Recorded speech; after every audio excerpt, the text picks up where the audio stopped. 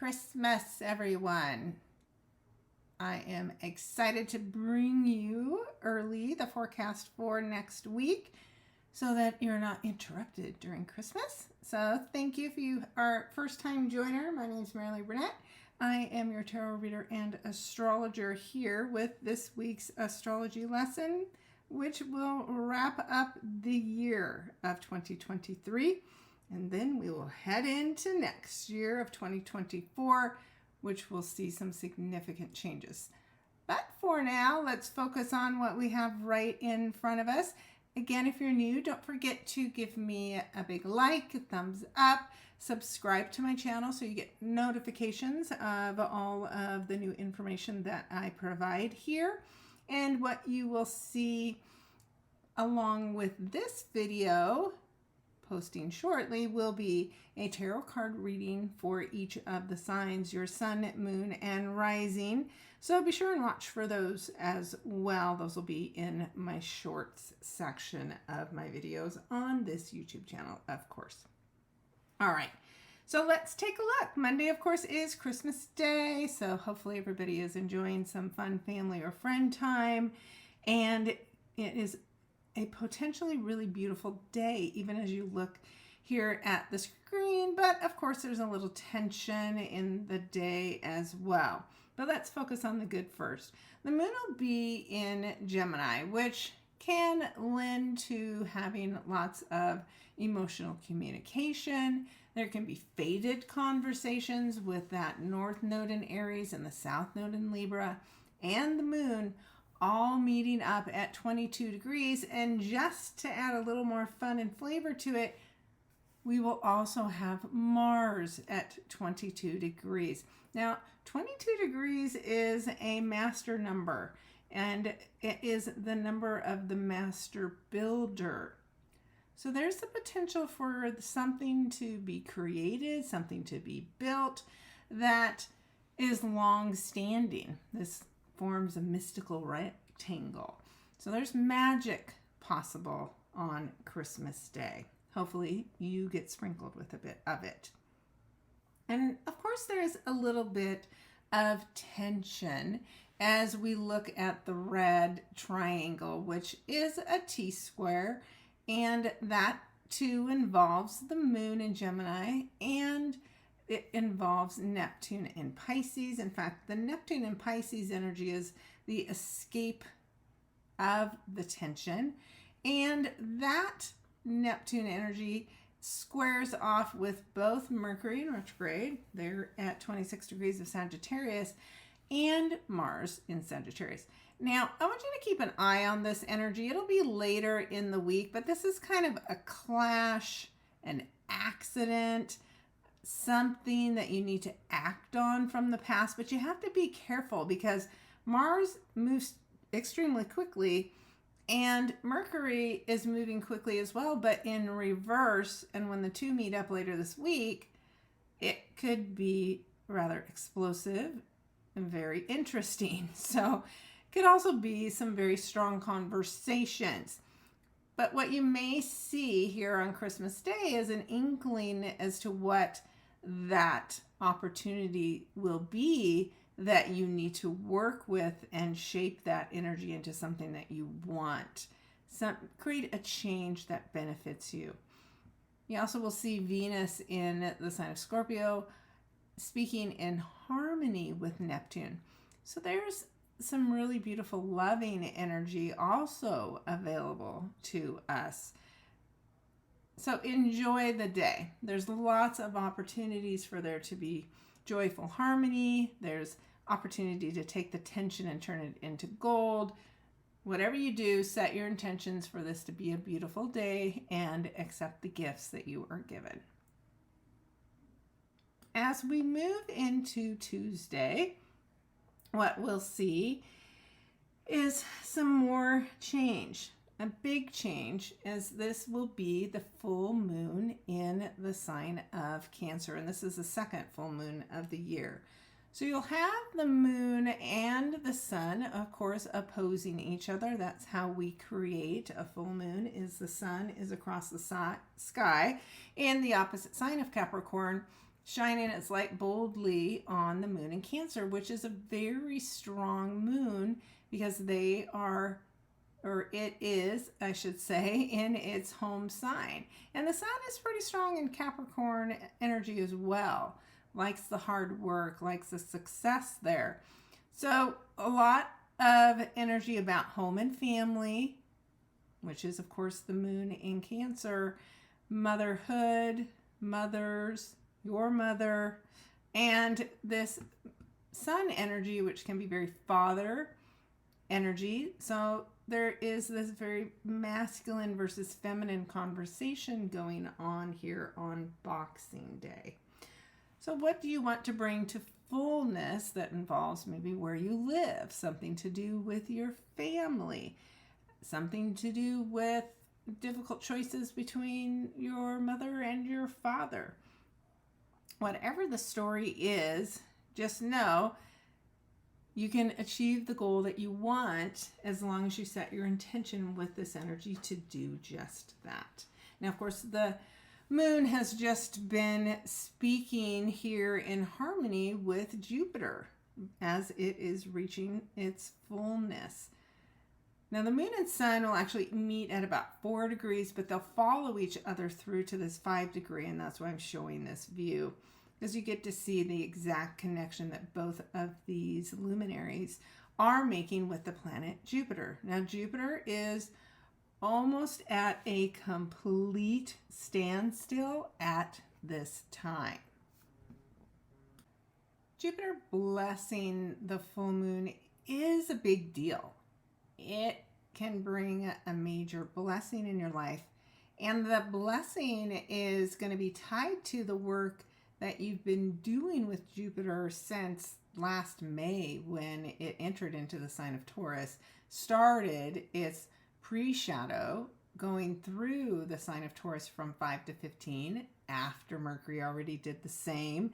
So this has been a story of the entire year that is coming to fullness itself and coming to completion as Jupiter is starting to slow down to station, and it will go direct on the 29th. So this is an important, big, blessed, positive full moon energy, regardless of some of the tension that we have going on.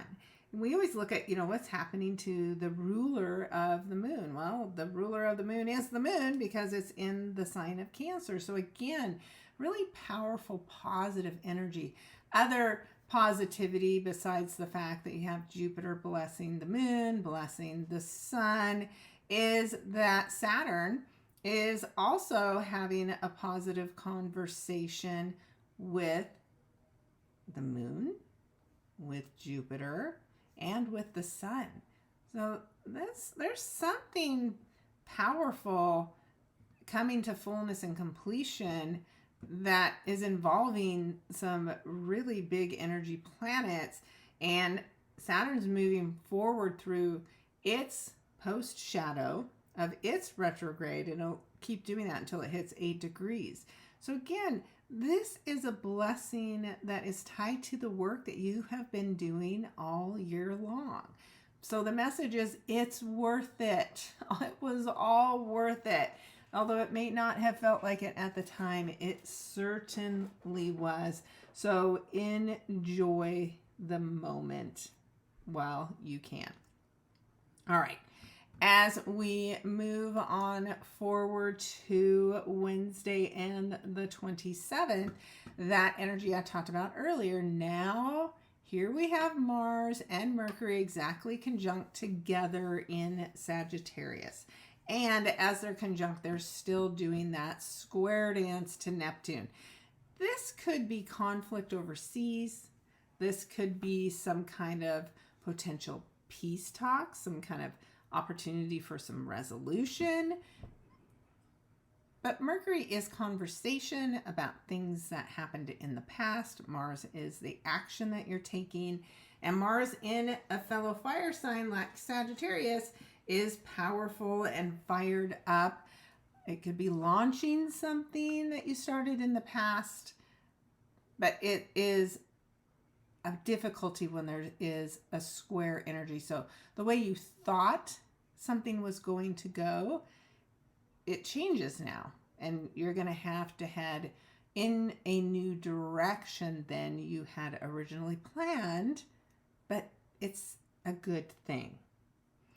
The other thing here, of course, is that Jupiter energy, this is it. This is the final degrees that it will move. So this is that eclipse point activation still.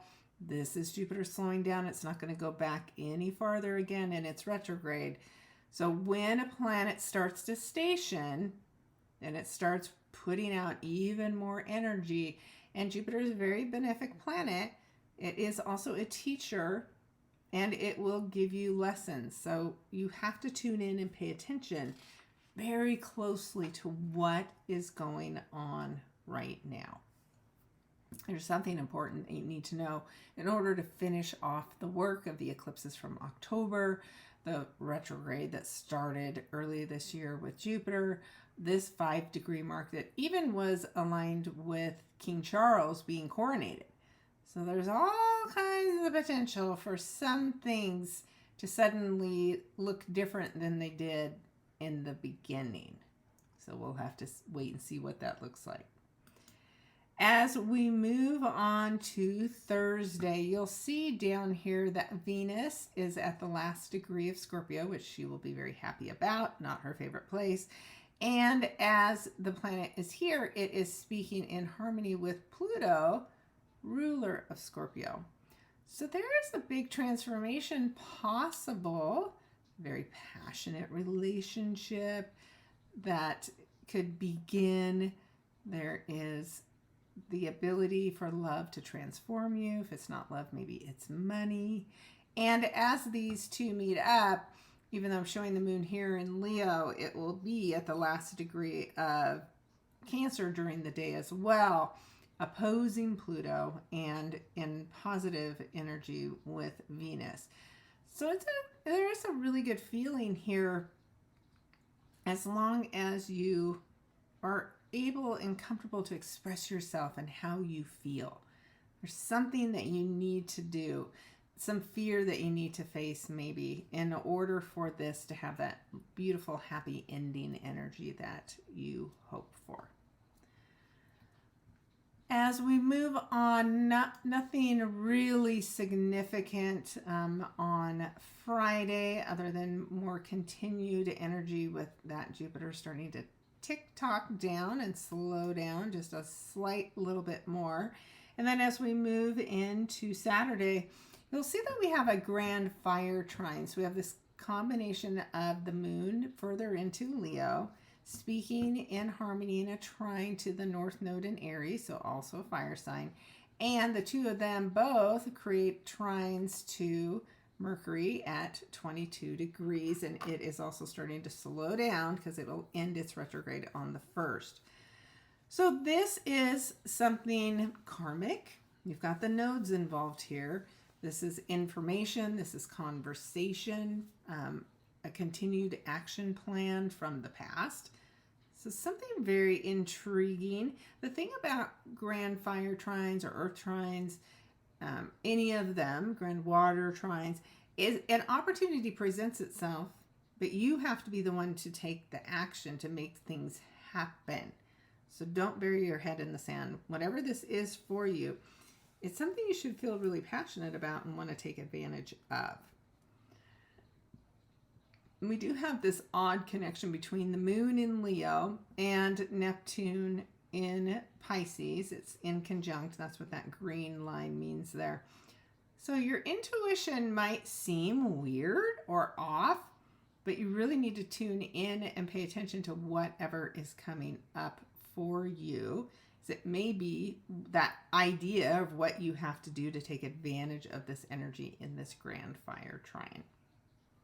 And as we move into the last day of the week, we'll see that we have Mercury slowing down. It's not going to get much farther back than this 22 degrees still. And as it does, it is speaking in harmony with the nodes again. So there is potential all week long for there to be faded conversations, faded information that comes to the surface. In Sagittarius, this can be foreign people, foreign places, but it's also higher education, spirituality. Something faded in those areas can be happening, and conversations can be had that carry some more importance for you into the new year. We have a little bit of tension and difficulty with that moon standing across the sky from Saturn, and Saturn in a square to Venus. So Saturn's moving forward again in Pisces. It's hitting that 3-degree point, and it will have that square conversation with Venus that has now entered into the sign of Sagittarius, which is a lot more fun and eventful for Venus. And after all the darkness of Scorpio, Sagittarius energy is always a big relief, and it's time for love to feel fun and adventurous again. If you're an investor, you might be willing to take more risks again because of the fact that Venus is in Sagittarius. But don't take too many risks. Be always prepared for changes. The other thing that's helpful still and getting closer is this Saturn energy with Jupiter. So these grand wise teachers are working together to teach us something important at this time, and it always is a good idea to pay attention to whatever these two are bringing up, because they are in your corner and offering you some big advice that, if you take advantage of, can be very positive. And of course, now Jupiter is moving forward again. So it's time to apply all the knowledge, all the lessons from all of the work that you've been doing, and make it happen. No more time to do a gazillion hours of research. Now it's time to apply what you have learned. All right, so there we have it. Big energy this week. Lots of big events going on. And of course, I don't cover every single little detail, but I have tried to hit all the highlights for you. And if you ever want to go back and review the whole month or start to get prepared for January, go take a look at my website. And of course, I have the monthly horoscope out there. January is already available, and as I do the monthly horoscopes, I also write out your new moon and full moon, and I've got some slightly different formats for 2024. I'm playing with that a bit, and love your feedback on how those look. Now, I have been doing several of the 2024 look aheads for people, and I can just tell you the energy of 2024 is, as usual, very fascinating and intriguing. And because it's that number 8 year, it's a year where we are, let's say, we're flexing our muscles, we're working hard, and our strength is called upon. The 8th is a number of leadership. It's a number that looks like an infinity symbol. So the possibilities of 2024 are incredible as long as you show up and do the work. So, will you do the work? Here at the end of the year, still asking us to do the work with these eclipse points being activated, right, by Jupiter and the South Node still. Did you let it go? From October, the full moon lunar eclipse, that new moon solar eclipse at 21 of Libra. Did you let it go? Because it's time. You want to have that success that you wish for in 2024. You got to let go whatever's keeping you stuck. And you don't want to stay stuck back in 2023. All right. Now we can say Happy New Year. So I'll be back again next week with the look at the first week of the new year. And it's a nice, juicy one, of course. So thanks for tuning in. Merry Christmas to all of you. Happy New Year. And I will talk to you in the new year. Take care.